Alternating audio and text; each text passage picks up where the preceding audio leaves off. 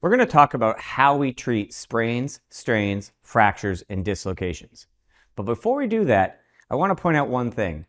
There are a couple of things I left out in terms of diagnosing all of those injuries. And I left them out on purpose in hopes that people would be thinking about it. Did any of you think of the things I left out? There are a few things that most people think about that will help us diagnose sprains, strains, fractures, and dislocations that aren't actually a way we do it. One of those is swelling. People think that fractures may swell more than sprains or strains, or dislocations may swell less, or vice versa. That's not the case. Swelling is not an indication of the type of injury you have. Swelling is an indication of the extent of the injury that you have. Do not use swelling as a diagnostic tool. Bruising, the same thing.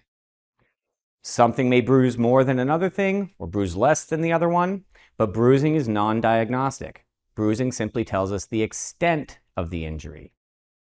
Lastly is movement.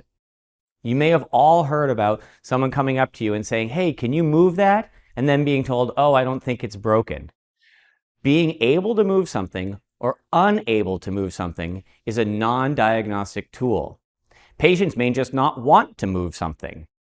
You can use swelling, bruising, and movement in conjunction with all your other findings, but do not use them alone as diagnostic tools. So let's talk about how we treat these things. What are you going to do? The most important factor when it comes to treating sprains, strains, fractures, and dislocations is what's known as CSM.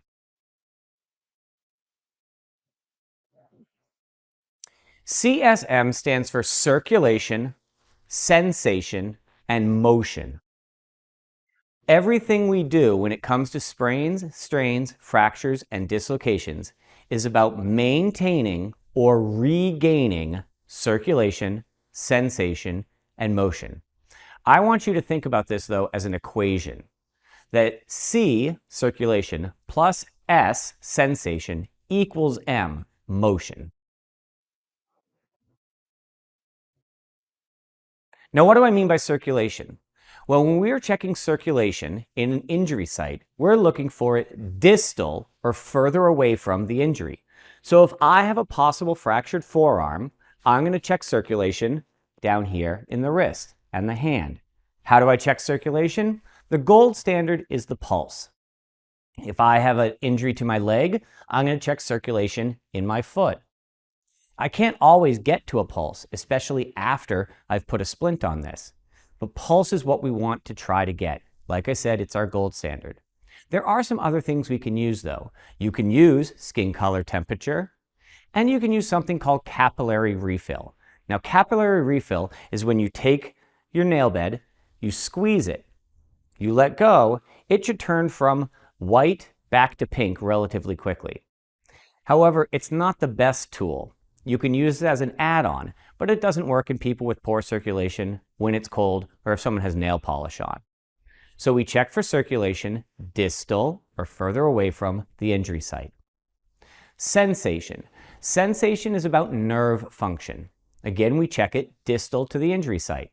You can ask a patient, "Can you tell which finger I'm touching? Can you tell which toe I'm touching? Can you feel this?" You can use something sharp and something dull and see if they can feel the difference. But that tells us about nerve function. And then there's M, motion. You can ask your patient, "Can you move that?" Movement is non-diagnostic. Movement simply tells me, does my patient have good circulation and good sensation? If they have both of those, then they'll have movement. CSMs is the most important thing when we're treating these injuries. Remember, everything we do is to regain or maintain CSMs. Now let's put on some splints. So if I'm going to splint or support something, I have to think about what I'm trying to support. If it is a bone, I need to support the joint above and below in that splint. If I have an injury to a bone, I need to ensure that I support or immobilize the joint above it and the joint below it. If I don't, and I allow those joints to flex and extend, worst case scenario, it causes more damage. Best case scenario, it's just more painful for the patient. You can all try this out. If you grab your forearm and then flex and extend your wrist, you'll feel the muscles moving underneath your hand.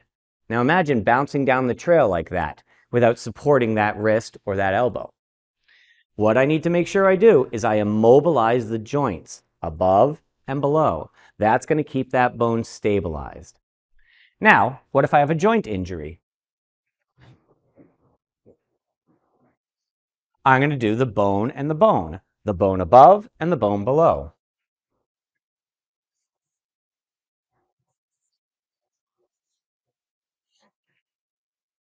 So if I'm thinking of supporting an elbow, I need to incorporate the bone above it and the bone below it.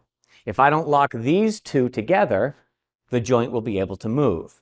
Just think any joint area, you need to get the bones above and the bones below, and you'll be able to lock that in place.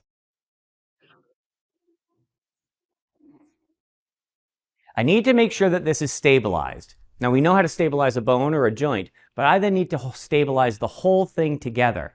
Remember, this patient's going to be walking out, they might be carried out, maybe they're getting flown out. I don't want this thing moving all over the place.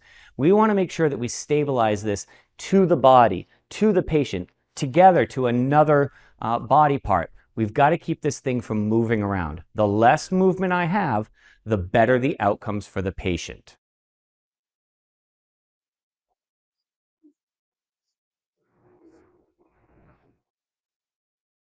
Padding is your friend. You want a lot of padding when it comes to sprains, strains, fractures, and dislocations.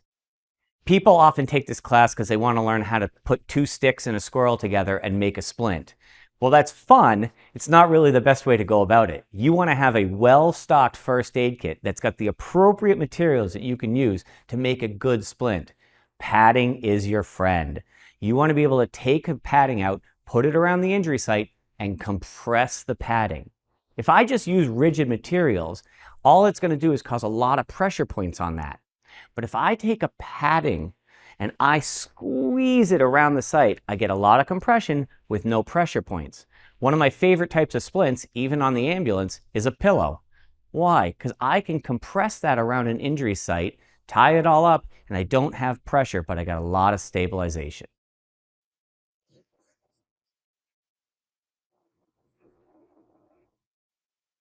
Accessibility.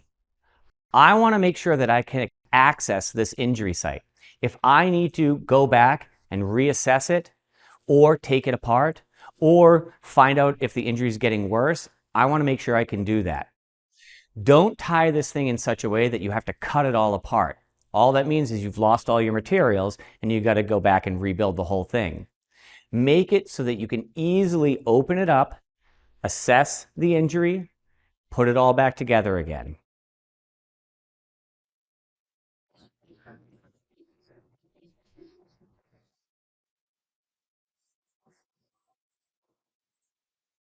Long-term monitoring. You want to make sure that you are constantly reassessing this thing. Remember, CSMs is what we're shooting for. Regaining or maintaining CSMs. If we think all the way back to our first discussion about what makes wilderness first aid, it's about long-term care. You might be with a patient who has a fracture or a dislocation for several days. You want to make sure that you are constantly reassessing this injury site to make sure they have good circulation, sensation, and motion. If they don't, or if something changes, you need to stop, go back to your assessment, redo everything, and try to figure out what went wrong. A good splint has good materials. You want to be working out of your first aid kit. When I travel in the backcountry, just like having good equipment, good tent, good backpack, good boots, I want to have a good first aid kit that allows me to work right out of it. I don't want to have to be improvising this stuff. Having things like a foam splint, like this, that's malleable, bendable, but when I put a little bend into it, it becomes rigid. I can use this to create splints for legs, ankles, arms, you name it. Having roller gauze, nice big roller gauze, 6 inches. allows me to apply this type of splint and wrap it all up. Not having to figure out ties, not having to figure out knots, just simply wrapping it up. ACE wraps. ACE wraps are nice, these elastic bandages. One of the downsides to them though is they can often become too tight, so you have to think about how you're applying it. But again, a nice big one, at least 6 inches. We want this to do the job. This is not about looking pretty, this is about functionality. I'll give you a tip. These little metal clasps that come on these, the best thing they're used for is going in the recycling bin. They won't hold anything. Take them, throw them out. What you want is tape. Now, you don't want 1/4-inch tape, you want really nice wide tape. This is a good 2-inch tape. And get medical tape. Don't skimp, don't use athletic tape, get medical tape. Tape that's meant to be on patients, that's meant to be used with splinting material, and that's easily rippable. Lastly, triangular bandages. Now these are called cravats, but it's just a triangular bandage. What these do is they provide me with the ability to create slings that hold an arm in place or swaths that can tie stuff together. Again, nice and wide, nice and big. You don't have to go out and buy these. You can make them, but you want to have them in your first aid kit. One of the keys for this though, it's got to be cotton. Why? This won't stretch. One of the downsides to the gear that we all have in the backcountry is it's all synthetic materials. If you try to make a splint out of that, it's going to keep stretching and stretching and stretching. Having a well-stocked first aid kit when it comes to sprains, strains, fractures, and dislocations is going to make the difference when you start doing treatments.